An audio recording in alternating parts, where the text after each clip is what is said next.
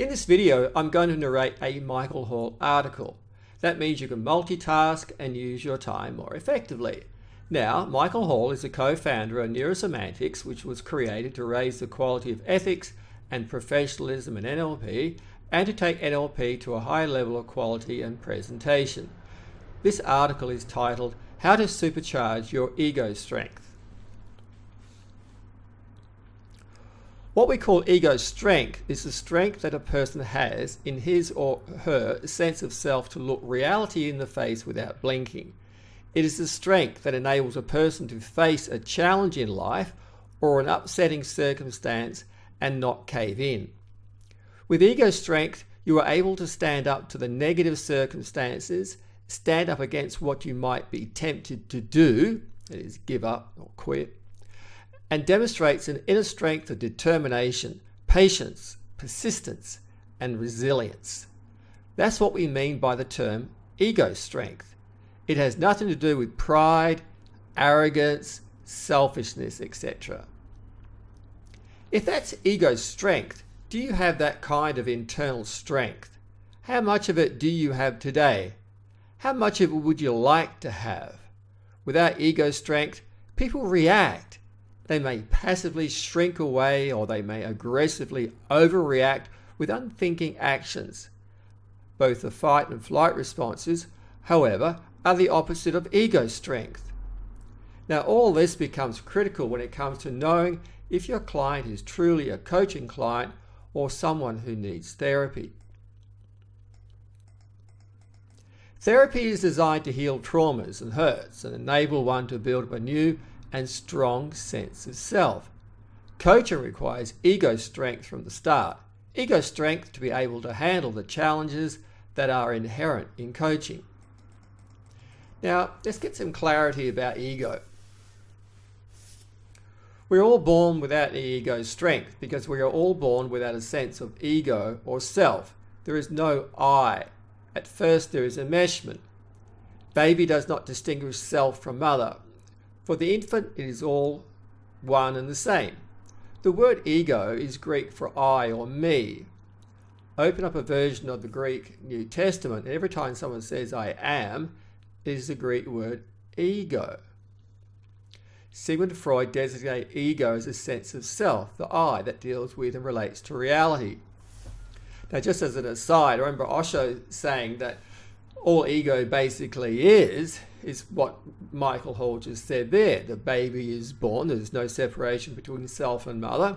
And also that whenever the child cries or whatever, it's always the center of attention. So for the first 9 months especially, but for the first few years of life, until maybe the child goes to preschool or school, the child is the center of attention. And that creates that sense of being the center of the universe. It sort of creates that sense of I, me. Now, what's supposed to happen when the child then goes to school, the child bumps up against other kids who have this I, and then they sort of have to work it out, because then they have to come to understand that, oh, it's not just about me, other people actually exist in the world. Now I'll go on with what Michael was saying. So normally our ego strength grows and develops as we grow and develop as persons. It's part of our psychocognitive social development. We develop more and more of a sense of self as we face reality. As that I develops, the ability to see and accept reality for what it is, without the magical thinking or wishing and confusing our wishing with reality, we have more strength to cope and master the facts and constraints before us.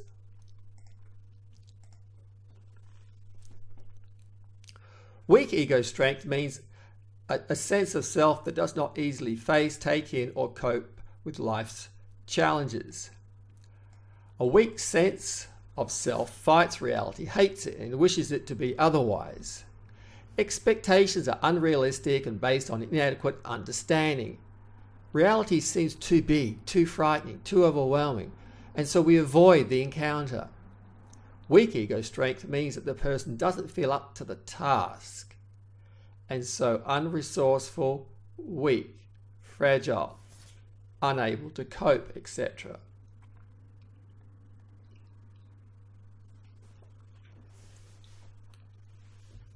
Strong ego strength describes the person who first accepts whatever is as existing.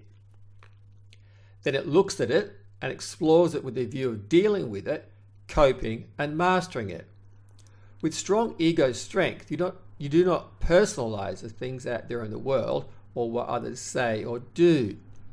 You notice and you access the necessary resources to deal with it. The stronger your ego strength grows, the more of a sense of self we develop, a sense of your skills and resources, of your ability to handle whatever comes. This use of ego differs from how we sometimes use the word, as when we say, he has his ego involved in this or that. Then we are speaking about his self-definition, his pride and his reputation. Typically, this indicates a weak ego strength and the need to bolster it up by fighting and defending and being defensive. The stronger our ego, the less our ego is involved or on the line. Strengthening our ego strength enables us to sit our ego aside and to engage the world in a straightforward way.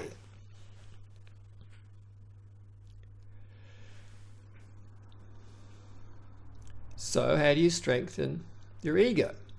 So suppose you want to strengthen your ego. What do? What patterns enables you to do that? What frames, beliefs, values, expectations, etc. would support you doing that? So start with the following 4. So acceptance, of course. So first, metastating yourself with acceptance. So you access the state of acceptance and apply that feeling to yourself. Think of something small and simple that you just accept. You could get yourself worked up about it, even furious and frustrated, but you have learned to just go along and accept it. The rain, the traffic, changing the baby's diaper, taking out the garbage, etc. What is that like? Feel that and reflexively turn that feeling back onto yourself. Your sense of self, life, the cards that life has dealt you, when and where you were born, your aptitudes and lack of aptitudes, etc. Acceptance is not necessarily a positive feeling. It's not resignation or condoning. It is welcoming something into your world without any negative fanfare. And just as an aside here, you can see that there's a lot of the conflict that's going on in the world basically comes back to a lack of acceptance of what is. Okay, adjusting expectancies. Second, look at your self-expectancies and expectancies of others, the world, work, etc., and adjust them so that you have a fairly accurate map about what is, how things work, and what you can legitimately expect. What have you mapped out about yourself, people, relationships, fairness, life, etc.? Every unrealistic expectation sets us up for a cognitive and semantic jar. If it is unrealistic, then you are trying to navigate and work in a world that is an illusion and that will knock you down. This is where and why learning and developing greater understandings about things increase your ego strength.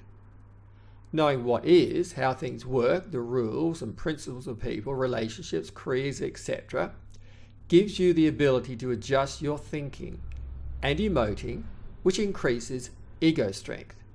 It takes the surprise and shock out of being caught up short.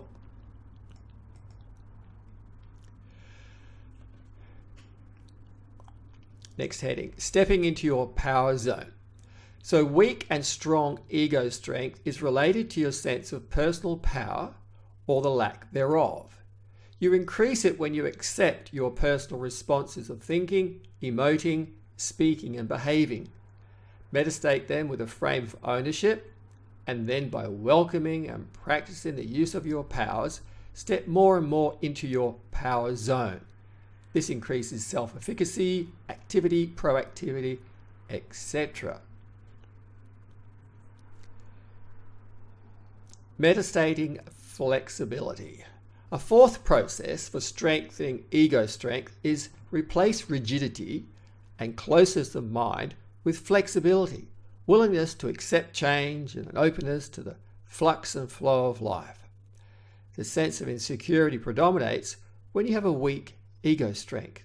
It is then that you don't want things to change, and we want things to stay the same.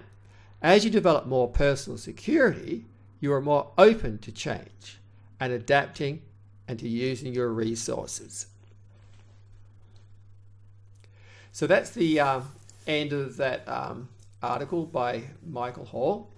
So if you want to know more about how to access and mobilize your inner resources, if you haven't already done so, please subscribe to my channel. You can go back to my website at abbyeagle.com where there's lots of articles there. And what I'm trying to do, well, I will get onto, is to try and organize things to make it easier for you guys. So if you want to listen to more of these podcast type videos, then leave a comment in the comments box below. That's really useful. I'd like to hear from you, no matter what you have to say. Remember to hit the like button and share the video. That helps get the video ranked higher on YouTube so others can find it. All the best to you, and I look forward to seeing you again.